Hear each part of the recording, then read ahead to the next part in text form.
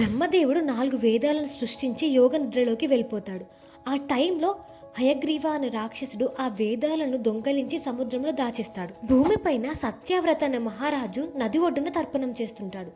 ఆ టైంలోనే ఒక చిన్న చేప ఆయన చేతిలోకి వచ్చి, రాజా నన్ను రక్షించు అని అడుగుతుంది. రాజు తనని ఇంటికి తీసుకెళ్తాడు. కానీ ఆ చేప పెరుగుతూనే ఉంటుంది. కొండలో కాదు, చెరువులో కాదు, చివరికి సముద్రంలో సరిపోయేంత పెద్దగా అవుతుంది. రాజు ఆశ్చర్యపోయి నీవెవరని అడుగుతాడు. అప్పుడు ఆ చేప చిరునవ్వుతో ఇలా చెప్తుంది, నేను విష్ణుమూర్తిని. రాబోయే ప్రళయంలో సృష్టిని కాపాడడానికి వచ్చాను. 7 రోజుల్లో నీరు ప్రపంచాన్ని మొత్తం కప్పేస్తుంది. ఒక పడవ నీ దగ్గరికి వస్తుంది. దానిలో సప్త ఋషులను, వేదాలను, జీవజాతులను, విత్తనాలు నేను ఇక్కడ నుంచి మిమ్మల్ని తీసుకెళ్తాను అని చెప్పి అక్కడి నుండి వెళ్ళిపోతాడు. 7వ రోజు ఆకాశం మొత్తం తెరుచుకుంటుంది. సముద్రం ఉప్పొంగిపోతుంది. మత్స్య రూపంలో ఉన్న విష్ణుమూర్తి ప్రత్యేకమై వాసుకి నాగరాజుతో పడవను ముందుకు తీసుకెళ్తూ రాజు ఇంకా ఋషులను రక్షిస్తాడు. ఆ తర్వాత హయగ్రీవని చంపి వేదాలను తిరిగి తెస్తాడు. ప్రళయం ఆగింది. సృష్టి మళ్లీ మొదలైంది. అలా విష్ణుమూర్తి ధర్మాన్ని కాపాడడానికి మత్స్య రూపంలో అవతరిస్తాడు. ఎప్పుడైతే చీకటి వస్తుందో అప్పుడే దేవుడు రక్షకుడిగా వస్తాడు.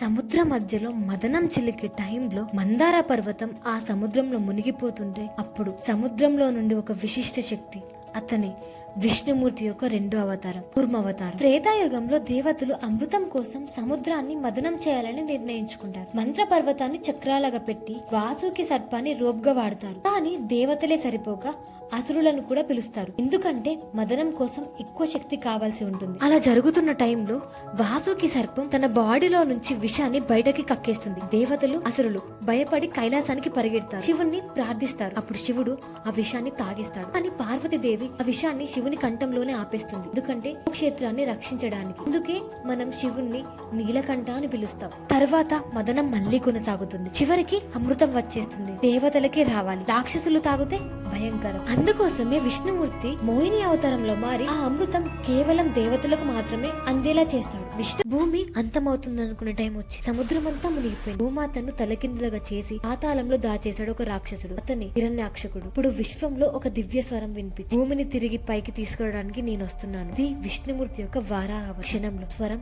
రూపం తీసుకుంది. ఒక పందిలా, దేహం మనిషిలా, ఆదిత్య కాంతితో మెరిసే వారాహుడు సముద్రంలోకి హిరణ్యాక్షుడు ఎదురొచ్చాడు. తీవ్ర యుద్ధం జరిగింది. చివరికి వారాహుడు రాక్షసుని సంహరించి భూమిని తిరిగి తన స్థానంలో ఉంచాడు. కానీ రాక్షసుల వంశం ఆగలేదు. హిరణ్యాక్షుని సోదరుడు హిరణ్యకశిపుడు. అతను విశ్వాన్ని సవాలు చేశాడు. నన్నెవరు చంపలేరు అని బ్రహ్మదేవుడి నుంచి వరం పొందాడు. మనిషి కాదు, జంతువు కాదు, పగలు కాదు, రాత్రి, లోపల కాదు, బయట కాదు, ఆయుధం కాదు, అతను తనే దేవుడని ప్రకటించాడు. కానీ అతని కుమారుడు ప్రహ్లాదుడు మాత్రం తీ ఊపిరిలో ఓం నమో నారాయణ అని జపించాడు. హిరణ్యకశిపుడు ఆగ్రహంతో ఇలా అడిగాడు, విష్ణువు ఎక్కడున్నాడు అని. ప్రహ్లాదుడు చిరునవ్వుతో అతను ఎక్కడ లేడో చెప్పు నానా అని చెప్పాడు. అటుతో స్తంభం కంపించింది. చీలిపోయి బయటకు వచ్చాడు నరసింహుడు. నరసింహం హరమానవుడు. తన గోలతో రాక్షసుని ఎత్తి సంధ్య వేళలో ద్వారం మధ్యలో తన గోలతో చీల్చి చంపాడు. ఒక రాజు తన శక్తితో ఇంద్రుణ్ణి కూడా సింహాసనం నుంచి కిందికి దింపాడు. కానీ ఆ రాజు అహంకారం తనను నాశనం చేస్తున్న విషయం తనకి తెలీదు. ఆ రాజు ఎవరో తెలుసా? అతనే బలిచక్రవర్తి. బ్రాహ్మణుల ఆశీర్వాదాలతో గురువు శుక్రాచార్యుని సహాయంతో మహాబలి స్వర్గాన్ని జయించాడు. దేవతలందరూ విష్ణువుని ప్రార్థించారు. అప్పుడు జన్మించిన వాడే వామనుడు, ఒక చిన్న బ్రాహ్మణ బాలుడిగా. అశ్వమేధ యాగం చేస్తున్న మహాబలిని చూసి వామనుడు ఇలా అడిగాడు, మహారాజా నాకు 3 అడుగుల భూమిని ఇవ్వండి అని. 3 అడుగులే కదా అని నవ్వుకున్నాడు మహాబలి. గురువు శుక్రాచార్యుడు అడ్డుకున్నాడు, నువ్వు విష్ణువే, మాట ఇవ్వకు అని. బలి మాటిచ్చేశాడు. ఇవ్వగానే ఆ చిన్న వామనుడు విపరీతంగా పెరిగిపోయాడు. అడుగు భూమి, 2వ అడుగు ఆకాశం పైన వేశాడు. 3వ అడుగుకి స్థలం లేక బలిని అడిగాడు, ఇక్కడ వేయాలి నా 3వ అడుగు అని. అప్పుడు బలి నమస్కరించి, ప్రభు నా తల మీద వేయండి అని వినయంగా చెప్పాడు. వామనుడు తన పాదం బలి తలపై ఉంచి అతని అహంకారాన్ని ధూళిలో కలిపాడు. కానీ అతని వినయాన్ని చూసి సూతాలలోకని ప్రసాదించాడు. అక్కడే విష్ణువు అతనికి ఎప్పుడు దర్శనమిస్తాడు. మనిషికి ఉండకూడనిది అహంకారం. ఇదే వామన అవతారం మనకి చెప్పిన ఒక గొప్ప పాట. ఎంత శక్తి, ఎంత సిరి ఉన్నా అహంకారం ఉంటే అంతే. దేవుడు ఎందుకు గొడ్డలి పట్టాడు? ఒక ఋషి క్షత్రియుల మీద ఎందుకు యుద్ధం చేయాలి? ఈ ప్రశ్నకి సమాధానం చెప్పేదే పరశురాముని అవతారం. అప్పుడు భూమి అంతా క్షత్రియుల ఆధిపత్యంలో ఉండేది. వాళ్ళకు పవర్ ఉంది, కానీ ధర్మం లేదు. ఆ టైంలోనే జమదగ్ని ఇంకా రేణుకాదేవికి పుట్టినవాడే పరశురామ.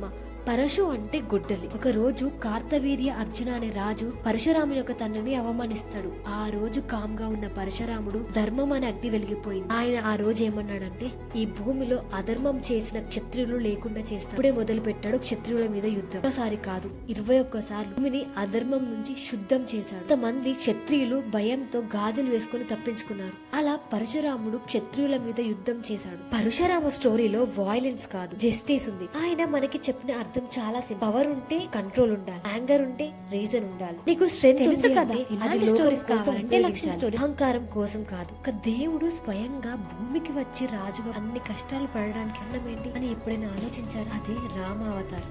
త్రేతాయుగంలో భూమిపై అధర్మం విపరీతంగా పెరిగిపోయింది. రాక్షస రాజైన రావణుడు తపస్సు చేసి దేవుడయ్యాడు. దేవతలు మానవులు అందరినీ భయపెట్టే స్థాయికి, కానీ శాపం వల్ల మానవుడి చేతిలో మాత్రమే అతని మరణం జరుగుతుంది. అప్పుడు దేవతలందరూ విష్ణుని ప్రార్థిస్తూ రీస్టోర్ ధర్మ ఇన్ ద వరల్డ్. రావణుడిని సంహరించడానికి మానవుడిగా మళ్ళీ పుడతాడు విష్ణు. అదే రాముడిగా. రాముడు ఒక పరిపూర్ణ మానవుడు. కర్తవ్యం ముందు మనసు పెట్టే వ్యక్తి. సత్యం, ధర్మం, నియమం ఇవన్నీ ఆయన జీవన సూత్రాలు. సీత అగ్ని పరీక్ష అయిన అనవాసమైన ప్రతి క్షణం ఆయన తన ధర్మాన్ని కట్టుబడి ఉన్నాడు. అయితే ఈ అవతారం రావణ్ణి చంపడం కోసమే. రాముడు మనకి ఇక్కడ ఏం శక్తి కంటే ధర్మం, కోపం కంటే క్షమ గొప్పది.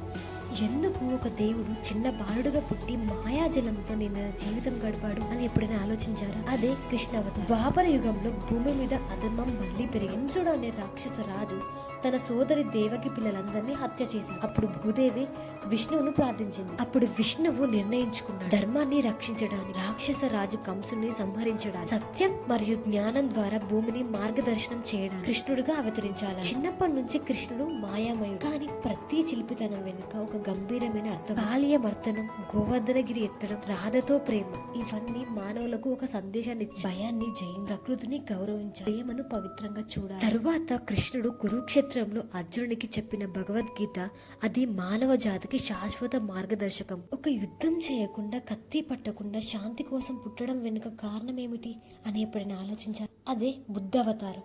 ద్వాపర యుగం ముగిసి కలియుగం ప్రారంభమయ్యే టైంలో భూమి మీద హింస, అహంకారం పెరిగిపోయాయి. మతం పేరుతో జంతు బలి, రక్తపాతం జరుగుతుంది.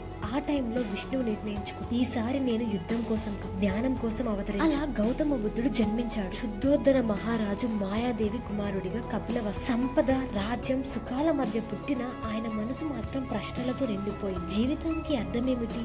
ఎందుకు బాధలున్నాయి? ఒక రోజు ఆయన సత్యాన్ని వెతుక్కొని రాజ్యాన్ని వదిలి అడవులో తపస్సు చేస్తే ఆ తపస్సు ఫలితమే బోధి వృక్షం కింద జ్ఞానం. ఆయన ఏం తెలుసుకున్నాడు? బాధకు మూలం మన ఆశలు, మన అహంకారం. ఆ ఆశలు విడిచినప్పుడు మాత్రమే మనిషి నిజమైన శాంతి పొందుతాడని. అందుకే బుద్ధుడు ప్రపంచానికి ఒక విషయం చెప్పాడు, హింసతో కాదు కరుణతో ప్రపంచాన్ని మార్చొచ్చు అని. ఇదే విష్ణువు బుద్ధుడుగా అవతరించిన అసలు ఉద్దేశం. బుద్ధుడు చెప్పిన నిజము, శాంతి ఎక్కడ వెతికినా దొరకదు, అది మనలోనే ఉంటుంది. ప్రపంచంలోని చెడు అంతిమ స్థాయికి చేరినప్పుడు సత్యం కనపడని రోజుల్లో ఒక యోధుడు పుడతాడని విన్నారా? అది కల్కి అవతారం. ఇది విష్ణువు యొక్క 10వ అవతారం. ఇంకా భవిష్యత్తులో జరగబోయేది. కలియుగం పూర్తిగా క్షీణించిపోయినప్పుడు, ధర్మం కనుమరుగై అబద్ధం నిజమై మనుషులు మానవత్వం మర్చిపోయినప్పుడు, అప్పుడు విష్ణువు మళ్ళీ అవతరిస్తారు. ధర్మాన్ని పునరుద్ధరించడం, అధర్మాన్ని నాశనం చేయడం. ఆయన ఈసారి యోధుడుగా పవిత్రమైన శంబాల గ్రామంలో ఒక బ్రాహ్మణ కుటుంబంలో జన్మి. ఆయన పేరే ఆయనకు ఒక తెల్ల గుర్రం ఉంటుంది. దాని మీద కూర్చొని చేతిలో మెరుపులా ప్రకాశించే ఖడ్గం పట్టుకొని భూమిని శుద్ధి చేస్తారు. ఆ ఖడ్గం నార్మల్ది కాదు, ఇది సత్యం యొక్క శక్తి. ఆ శక్తితో